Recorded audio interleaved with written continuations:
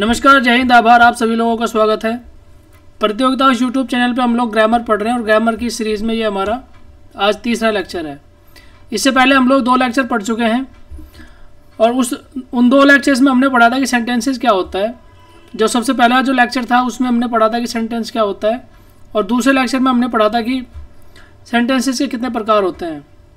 पहले लेक्चर में हमने पढ़ा था सेंटेंसेस और दूसरे लेक्चर में हमने पढ़ा था काइंड्स ऑफ सेंटेंसेस। ये 2 लेक्चर हम लोग पढ़ चुके हैं।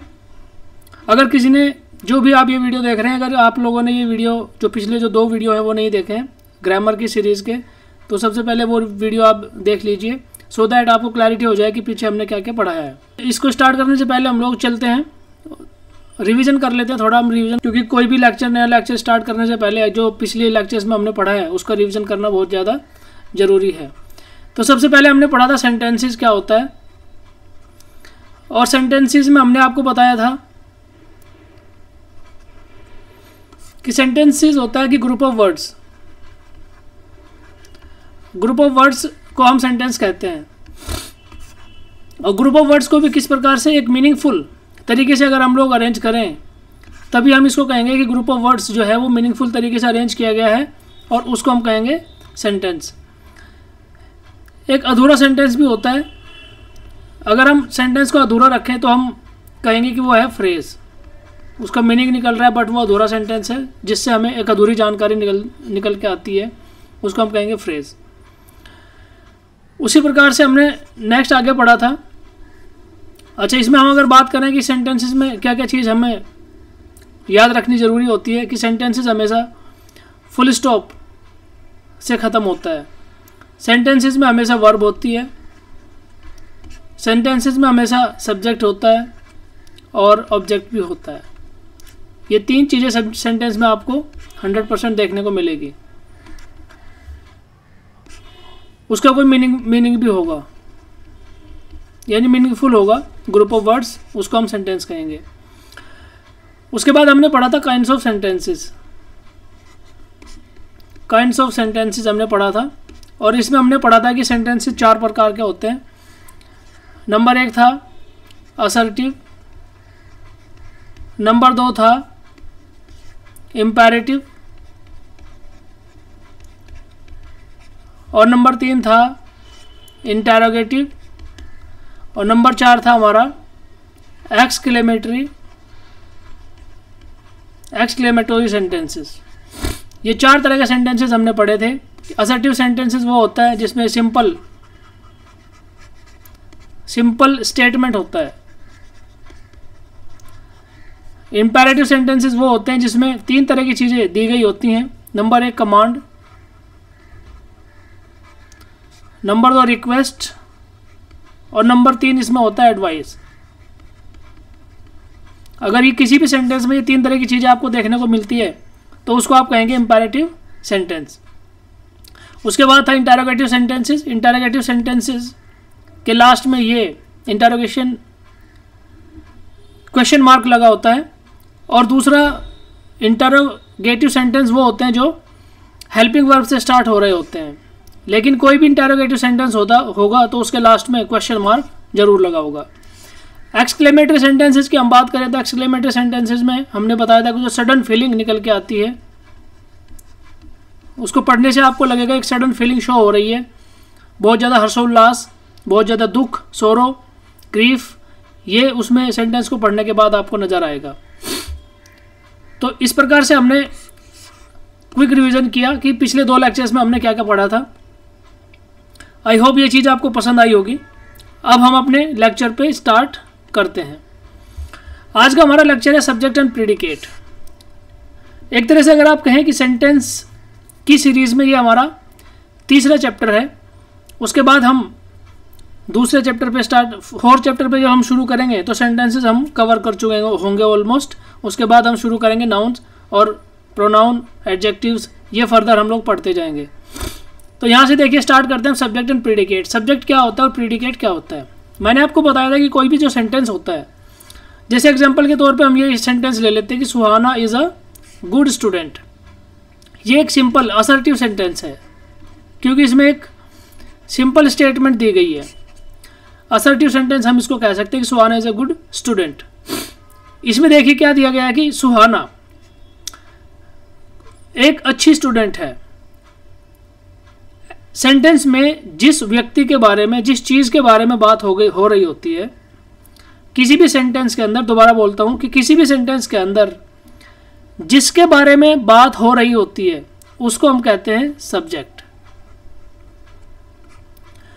सेंटेंस के अंदर जिसके बारे में बात हो रही होती है उसको हम कहते हैं सब्जेक्ट। और जो बात हो रही होती है, यानी सब्जेक्ट के बारे में जो बात हो रही है, जो बात कही गई है, उसको हम कहेंगे प्रीडिकेट। बहुत ही सिंपल है। इससे आसान शब्दों में, इससे आसान तरीके से कोई भी तरीका नहीं हो सकता जिससे आपको समझाया जा सके। सबसे पहले देखिए सेंटेंस दिया गया है सुहाना इज अ गुड स्टूडेंट। तो सब्जेक्ट क्या होता है? सब्जेक्ट वो होता है जिसके बारे में सेंटेंस में बात हो रही है। तो सुहाना के बारे में बात हो रही है, सुहाना इसमें सब्जेक्ट है। उसके अलावा जो भी बात सब्जेक्ट के बारे में हो रही है वो पूरा किस में आएगा? वो पूरा प्रेडिकेट में आएगा। तो अगर हम इसको इस प्रकार से कहें, कि सुहाना, इसको दो पार्ट में डिवाइड कर लीजिए, Suhana slash is a good student. तो सुहाना तो यहाँ पे हो गया सब्जेक्ट और good student is a good student. Rest of the sentence जो बचा हुआ है हमारा वो हो गया प्रेडिकेट।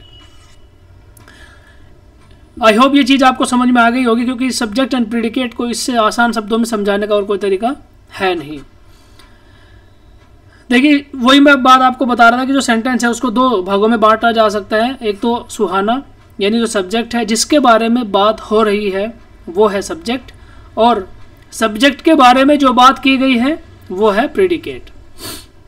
आगे फर्दर हम और एग्जांपल्स से पढ़ेंगे तो आपको और चीज़ें ज़्यादा क्लियर हो जाएंगी। सेंटेंस ये देखिए, सेंटेंस क्या है कि सेंटेंस दो तरह का होता है कि आई हैव टू पार्ट्स, एक सब्जेक्ट और प्रेडिकेट। सब्जेक्ट के अंदर, सेंटेंस के अंदर दो पार्ट होते हैं। उसका एक पार्ट होता है सेंटेंस, एक पार्ट होता है सब्जेक्ट और दूसरा पार्ट होता है प्रेडिकेट। और एक एग्जांपल ले लेते हैं। जैसे मैं यहां पे लिखता हूं कि Rahul was not in the class। देखिए Rahul was not in the class, ये एक सेंटेंस हमने ले लिया। अभी सेंटेंस को आप ध्यान से पढ़िए कि किसके बारे में बात हो रही है। क्लास में कौन नहीं था? तो यहां पर बात हो रही है राहुल की। तो राहुल क्या हो गया? सब्जेक्ट।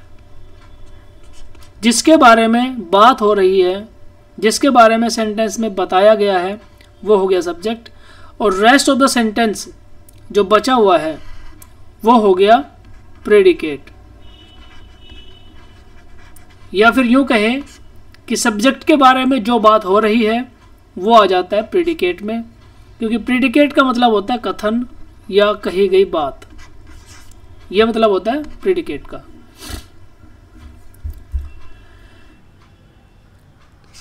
ये चीज हमने आपको बता दी कि Suhana is the subject because the sentence is about Suhana, the word is good student is the predicate because the part tells us something about the subject Suhana.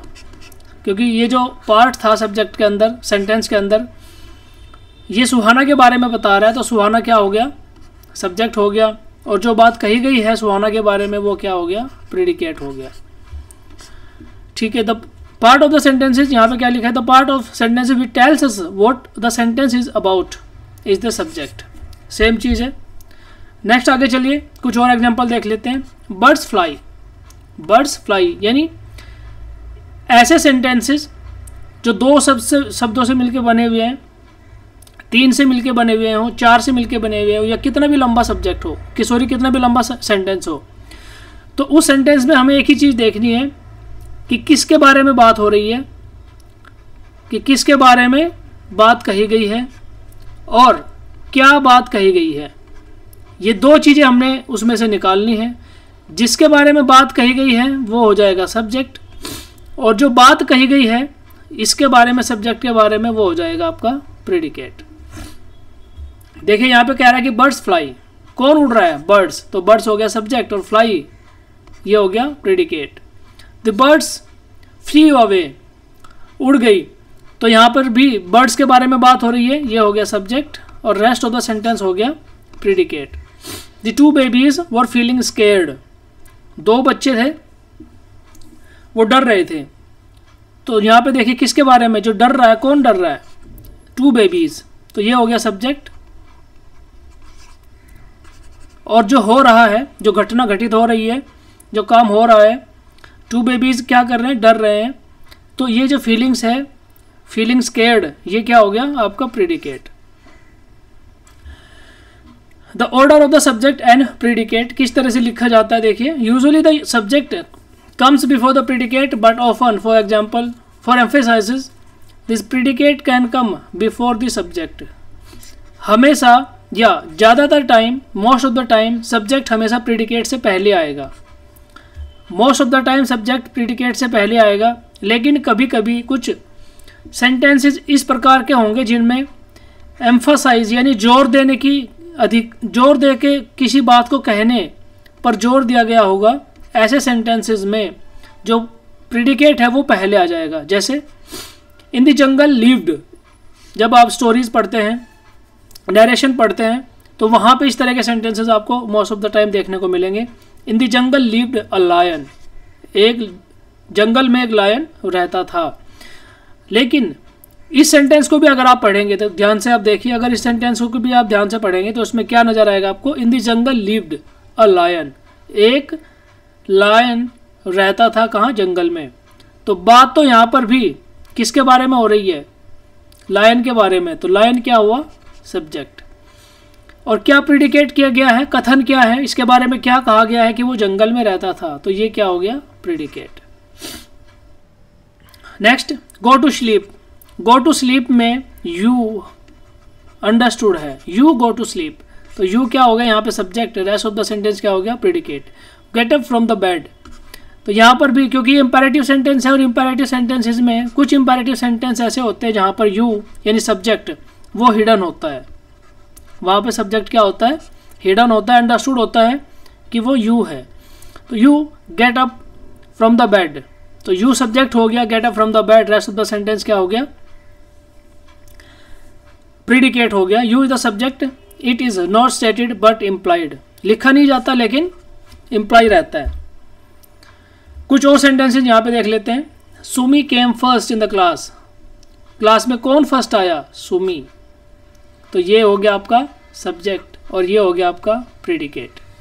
Across the river is the small village, across the river is the small village, तो देखिए किसके बारे में बात हो रही है? Small village, ये विलेज के बारे में बात हो रही है, तो ये हो गया आपका सब्जेक्ट और रेस्ट ऑफ द सेंटेंस क्या हो गया आपका? Predicate. Vishal is absent today, absent कौन है? विशाल, तो विशाल क्या हो गया? सब्जेक्ट और रेस्ट ऑफ द सेंटेंस क्या हो गया? Predicate. Veena has gone to school, school कौन जा रहा है? किसके बारे में बात हो रही है? वीना के, ये हो गया सब्जेक्ट और रेस्ट ऑफ द सेंटेंस क्या हो गया? Predicate. Suhana is a sweet girl, Suhana के बारे में बात हो रही है, ये हो गया आपका सब्जेक्ट और इज अ स्वीट गर्ल, ये इसके बारे में बात हो रही है, ये स्टेटमेंट कहा गया है, ये हो गया आपका predicate. She wanted to buy the brown teddy bear, कौन? शी हो गया आपका सब्जेक्ट और नेक्स्ट जो रेस्ट ऑफ द सेंटेंस है वो क्या हो गया?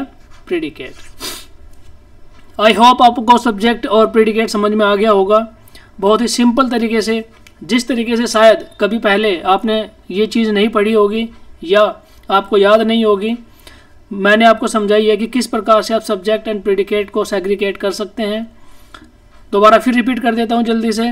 किसी भी सेंटेंस के अंदर जिसके बारे में बात कही गई होती है उसको हम कहते हैं सब्जेक्ट, और जो बात यानी जो स्टेटमेंट, जो बात सब्जेक्ट के बारे में कही गई है उसको हम कहेंगे प्रेडिकेट। आई होप अब आपको ये अच्छे से समझ में आ गया होगा। To find the subject ask what the sentence is about. अगर हमें सब्जेक्ट ढूंढना है तो हमें ये देखना पड़ेगा कि subject what the sentence is about किसके बारे में है, या ये क्वेश्चन आप अपने आप से पूछिए कि what about whom is this sentence, ये सेंटेंस किसके बारे में लिखा गया है। जिसके बारे में लिखा गया है वही आपका सब्जेक्ट है। नेक्स्ट, इस लेक्चर में तो इतना ही था। आई होप ये चीज़ आपको समझ में आ गई होगी। ग्रामर के सीरीज में हमने 3 लेक्चर कर दिए हैं। सबसे पहला लेक्चर हमारा था सेंटेंस, और दूसरा लेक्चर था हमारा काइंड्स ऑफ सेंटेंस, और तीसरा लेक्चर था हमारा सब्जेक्ट एंड प्रेडिकेट। ये 3 लेक्चर आप तक पहुंच चुके हैं, और इसी सीरीज में हम लगातार ग्रामर के और भी लेक्चर्स आप तक पहुंचाते रहेंगे। ग्रामर को हमने बिल्कुल आसान शब्दों में, बिल्कुल आसान लैंग्वेज में पढ़ना है। आपका बेस जहाँ से स्टार्ट होता है, सेंटेंस से, वर्ड्स से, सेंटेंस के क्या क्या प्रकार होते हैं, किस प्रकार से सेंटेंस फॉर्म होते हैं, उसके बाद में कौन कौन से सेंटेंस के प्रकार होते हैं, सब्जेक्ट प्रीडिकेट क्या होता है, उसके बाद में फिर आगे नाउन क्या होता है, एडजेक्टिव्स क्या होते हैं, एडवर्ब क्या होता है, वर्ब क्या होता है, प्रीपोजिशन क्या होता है, ये सारी चीज़ें हम लगातार इस सीरीज में पढ़ते रहेंगे। आप इस चैनल के साथ जुड़े रहिए।